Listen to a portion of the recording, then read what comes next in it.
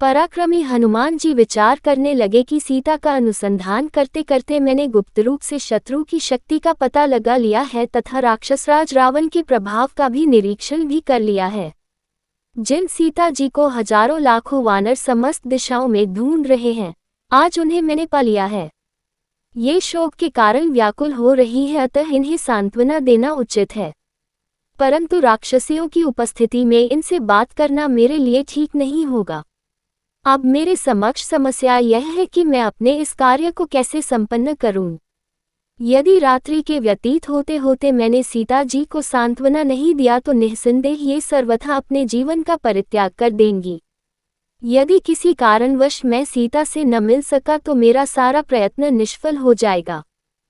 रामचंद्र और सुग्रीव को सीता के यहाँ उपस्थित होने का समाचार देने से भी कोई लाभ नहीं होगा, क्योंकि इनकी दुखद दशा को देखते हुए यह नहीं कहा जा सकता कि ये किस समय निराश होकर अपने प्राण त्याग दें।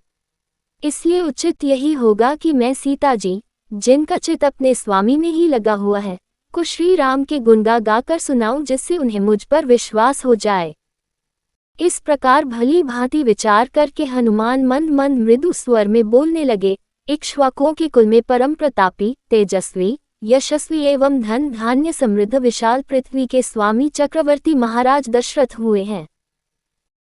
उनके ज्येष्ठ पुत्र उनसे भी अधिक तेजस्वी, परमपराक्रमी, धर्मपरायण, सर्वगुण संपन्न, अतीव दयानिधि श्री रामचंद्र जी अपने पिता द्वारा की गई प्रतिज्ञा का पालन करने के लिए अपने छोटे भाई लक्ष्मण के साथ, जो उतने ही वीर, पराक्रमी और भ्रातृभक्त हैं, 14 वर्ष की वनवास की अवधि समाप्त करने के लिए अनेक वनों में भ्रमण करते हुए चित्रकूट में आकर निवास करने लगे।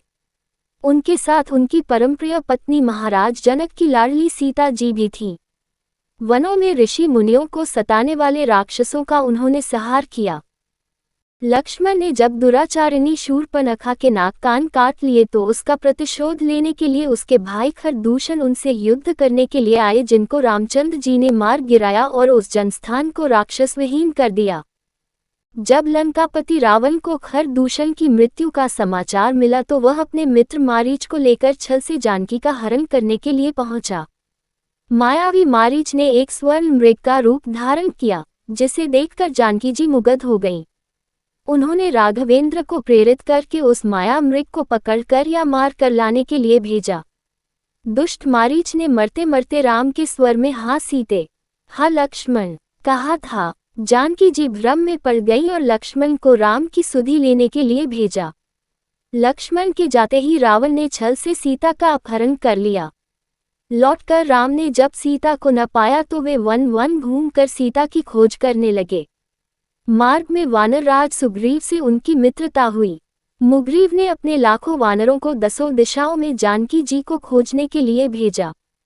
मुझे भी आपको खोजने का काम सौंपा गया। मैं 400 कोस चौड़े सागर को पार करके यहाँ पहुँचा हूँ।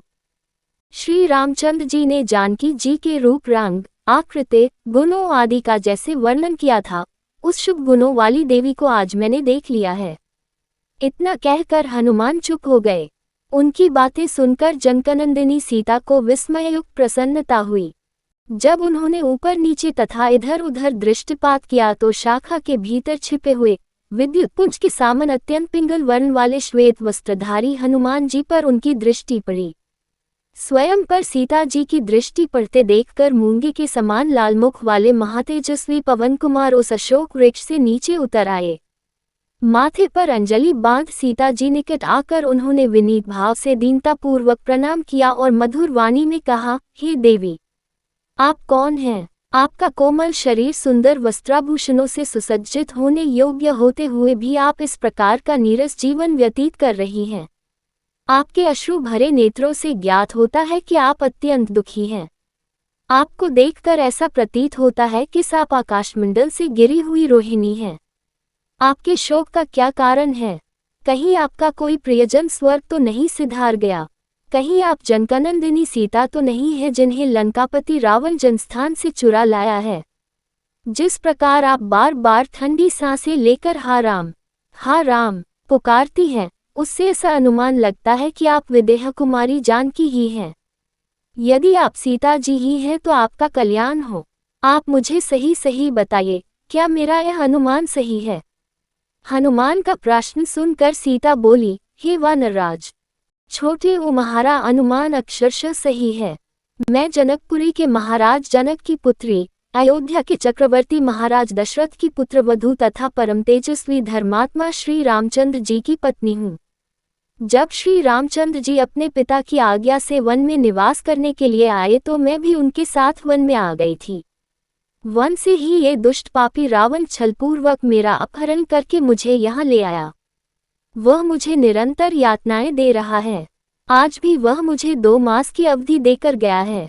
यदि 2 मास के अंदर मेरे स्वामी ने मेरा उद्धार नहीं किया तो मैं अवश्य प्राण त्याग दूंगी। यही मेरे शोक का कारण है। अब तुम मुझे कुछ अपने विषय में बताओ।